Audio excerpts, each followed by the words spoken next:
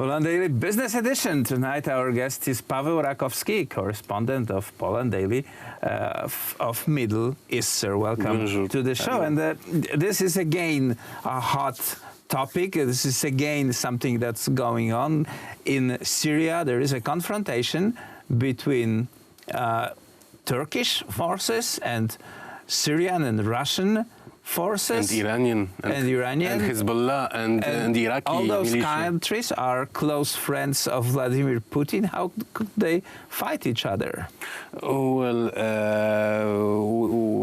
nowadays President Erdogan will meet with the President Vladimir Putin, and definitely they will have to explain certain misunderstanding that occurred in the following weeks. The misunderstanding is who is the boss. Who is the boss? And for example, like last few days, we had heard that President Erdogan said that the Syrian army was almost annihilated. How come it was annihilated if they are moving forward in the Idlib area? And of course, it is very well known that Bashar al-Assad wants to finish. His rebel wants to finish his story as soon as possible, and only Turkey is the major obstacle towards that. Why? Because without Idlib area, Turkey dream about the resurrection of Ottoman Empire may end. Yes, and especially that the Idlib area, it is kind of the only province that was the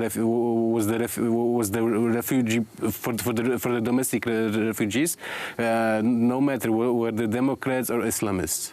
So we can estimate that about 4 million people, inhabitants of this area right now, they will either fight or move.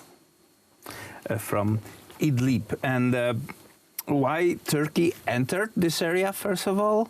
What was the reason? Because this is clearly an invasion of foreign troops to the country that is Syria. As Poland, most of European countries have diplomatic relationships with Syria. Syria is part of the United States. So how can you invade this country and say that you are right? Well, we have to remember that since 2011, the control of this area, of the Damascus control of this area, was weakened and almost not right. We know there was a domestic internal war with help of Russia. The Assad forces, as called the Syrian Arab Republic, kind of won this conflict. Without of Russia, there would be still either war or we would have a regime change or Syria partition. Although now we can see that this rebel is resurrected in its Kulhalb, the mother of all war, in the Dara region. The Dara region is in the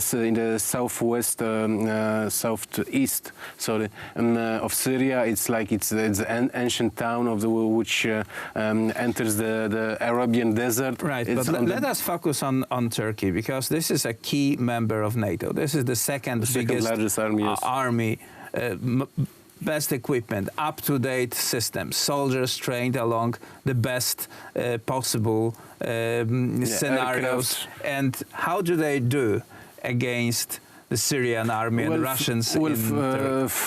First of all, according to many experts, Turkey is using its Syrian proxies on the ground forces.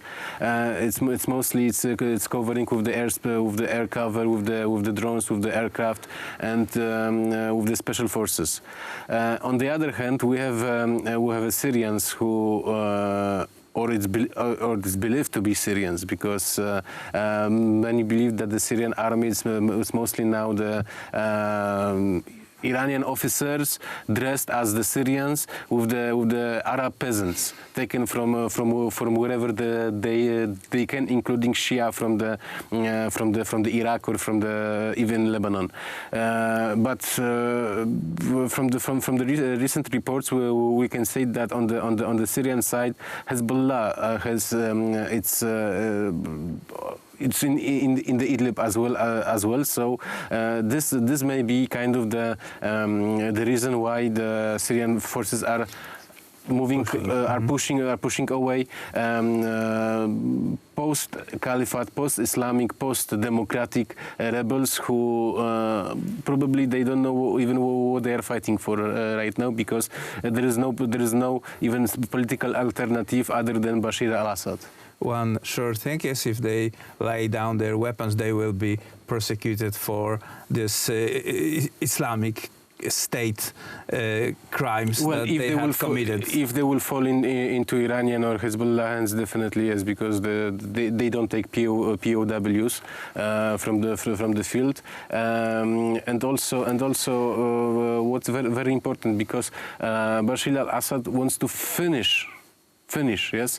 So there is no other way than persecution or even annihilation or even forceful emigration. Right. Well, again, the Turkey is like most important from Polish point of view issue in this many angles, and is that war in southern border popular in Turkey? Are Turks happy with their boys fighting Arabs?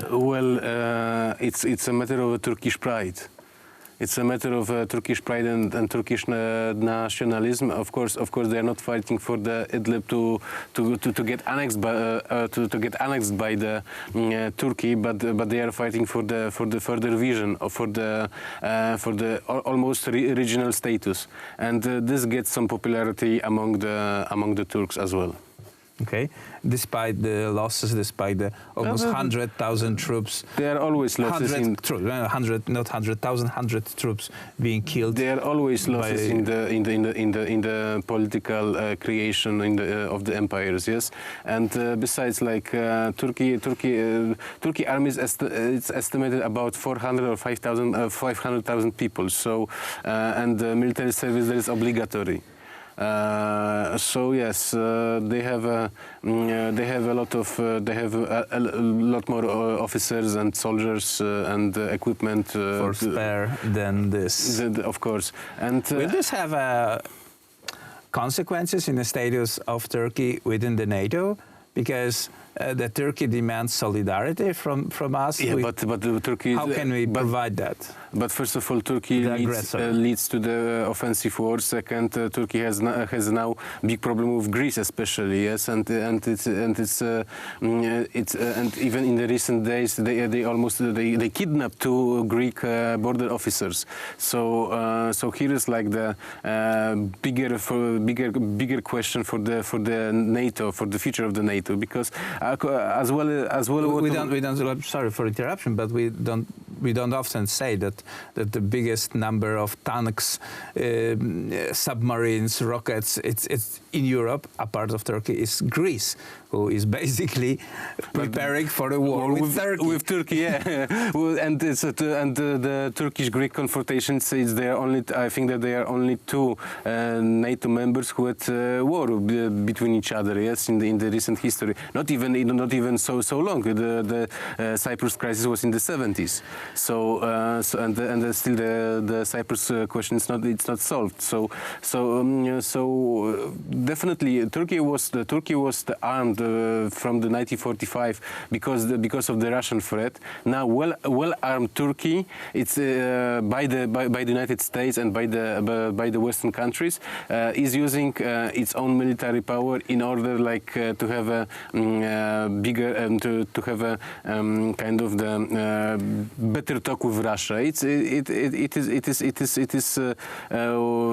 Some say that this politic may end for the Turkey not well, especially that they have a problem with their currency. Their currency goes down and inflation goes up. So in the coming years we will see the real nature of the Turkish power. Is it real, or it's just the coincidence of the luck and of the pumping the muscles?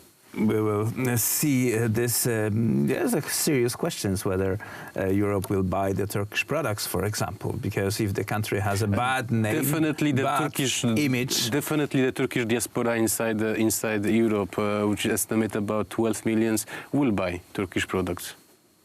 And this is another hidden weapon that Turkey has, although some of this diaspora are emigres from Turkey who run from the Erdogan after 2016 coup. Well, definitely, but still, for example, a few years ago, I was on the border between Bulgaria and Turkey, and it was the summertime, and there was a time when the Turks from the Europe were going to the Turkey for the summer holidays. I have never seen so many Turkish flags in my life, even more than in Istanbul or in Ankara. All of the German cars on the plates, on the from the France, from Belgium, from the Netherlands, from the Germany, all of them had the German flags. Most of the Turkish diaspora, it is very patriotic or even nationalistic in its belief. So it won't come by. Thank you very much, Paweł Rakowski, our correspondent of Middle East, sir. Thank you. That was it for tonight's Poland Daily Business.